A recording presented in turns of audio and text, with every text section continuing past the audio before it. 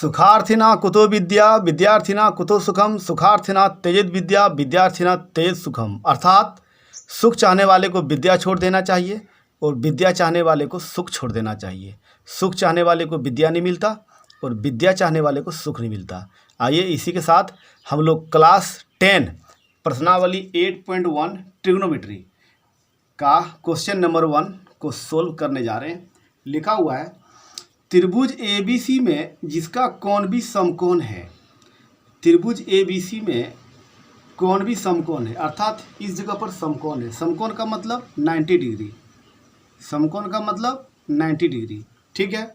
और 90 डिग्री के सामने वाली भुजा को ही कर्ण कहते हैं। 90 डिग्री के जो सामने भुजा रहेगा उसको कर्ण कहेंगे, ठीक है। और लंब और आधार का चेंज हो सकता है। अगर इसको हम लंब मानेंगे तो कोई गारंटी नहीं है, लंब आधार चेंज होगा, ठीक है।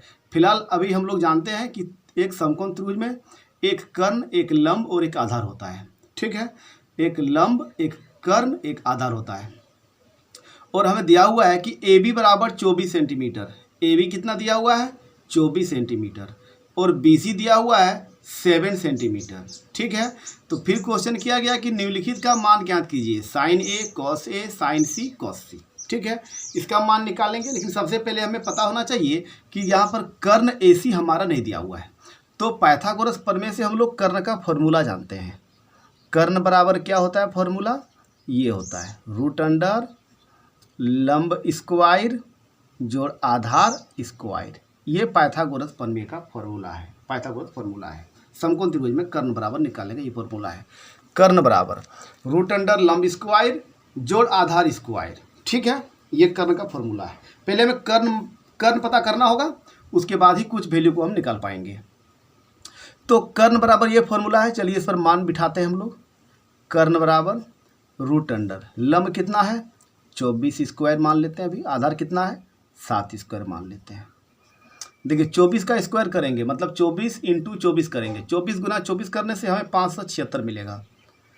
और 7 का स्क्वायर करेंगे तो 7 7 जा 49 होगा, ठीक है। दोनों को जोड़ देंगे तो 625 होगा। 576 49 को जोड़ेंगे तो 625 होगा। और 625 का वर्गमूल 25 होता है, क्योंकि 25 इंटू 25 625 होता है। तो 625 का वर्गमूल 25 हो गया। चलिए हम लोगों ने कर्ण को पता कर लिया, 25 होगा। अब हमें पता कुछ फॉर्मूला को जानना होगा। क्या फॉर्मूला है? सबसे पहले इसको जानिए आप, लाल कक्का को जानिए, फिर सारा फॉर्मूला इसी से बनने वाला है। सबसे पहले होता है साइन थीटा, फिर होता है कॉस थीटा, उसके बाद होता है टेन थीटा। साइन का उल्टा होता है कोसेक थीटा, कॉस का उल्टा होता है सेक थीटा और टेन का उल्टा होता है कॉट थीटा, ठीक है। साइन थीटा मतलब लंब बटे कर्ण, कॉस थीटा मतलब आधार बटे कर्ण, टेन थीटा मतलब लंब बटे आधार, कोसेक थीटा मतलब कर्ण बटे लंब, सेक थीटा मतलब कर्ण बटे आधार, कॉट थीटा मतलब आधार बटे लंब। इस तरह के इस फॉर्मूला से आप टोटल फॉर्मूला को याद रख सकते हैं। लेकिन हमें निकालना क्या है? Sine A cos A sine C cos C, ठीक है। तो हम लोग सबसे पहले लिखेंगे एक नंबर में साइन A लिखेंगे। तो साइन थीटा बराबर क्या होता है? लंब बटे कर्ण। साइन थीटा बराबर क्या होता है? लंब बटे कर्ण। यही होता है फॉर्मूला, साइन थीटा बराबर लंब बटे कर्ण होता है, ठीक है।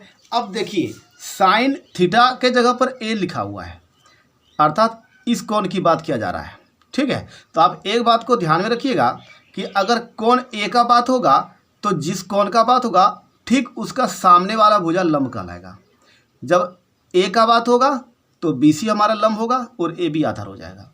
जब कोण C का बात होगा तो हमारा लंब AB हो जाएगा, ठीक है। अर्थात थीटा के सामने में लंब होगा और 90 डिग्री के सामने में कर्ण होगा। थीटा के सामने में लंब होगा तो लंब बटे कर्ण। थीटा A है तो लंब हमारा BC होगा, क्योंकि साइन A की बात हो रही है तो A के सामने में तो BC है, BC ही लंब होगा हमारा, तो BC 7 दिया हुआ है, 7 लिखेंगे। और कर्ण तो 25 हमने पता कर लिया है पहले। तो इस प्रकार से साइन A का वैल्यू हमें 7/25 प्राप्त हो चुका है। चलिए इसके बाद कॉस A का पता करते हैं। कॉस A बराबर क्या होता है फॉर्मूला? कॉस थीटा बराबर आधार बटे कर्ण। कॉस थीटा बराबर आधार बटे कर्ण होता है। जब A का बात हो रहा है तो BC तो लंब होगा, तो आधार क्या होगा?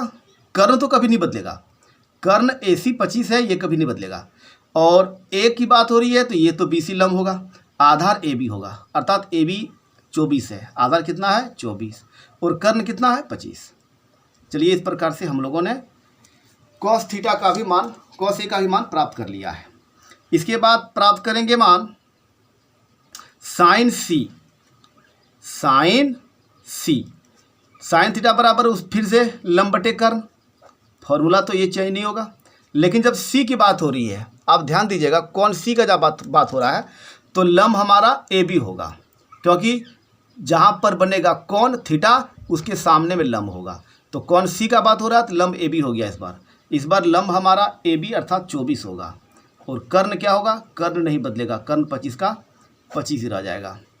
ठीक है, इसके बाद हम लोग फिर से निकालेंगे cos cos थीटा बराबर आधार बट्टे कर्ण, cos थीटा बराबर आधार बट्टे कर्ण होता है। तो आधार अब क्या होगा, जब C की बात हो रही है तो AB तो लंब होगा, C का सामने में होगा लंब, जहाँ पर थीटा बनेगा सामने में लंब हो जाएगा, तो आधार हो जाएगा BC हमारा 7 और कर्ण क्या होगा 25। इस प्रकार से इस मैथ को बना चुके हैं। आपको ज़रूर समझ में आया होगा, और समझ में नहीं आया तो कमेंट्स में बताइए कहाँ पर समझ में नहीं आया है। धन्यवाद।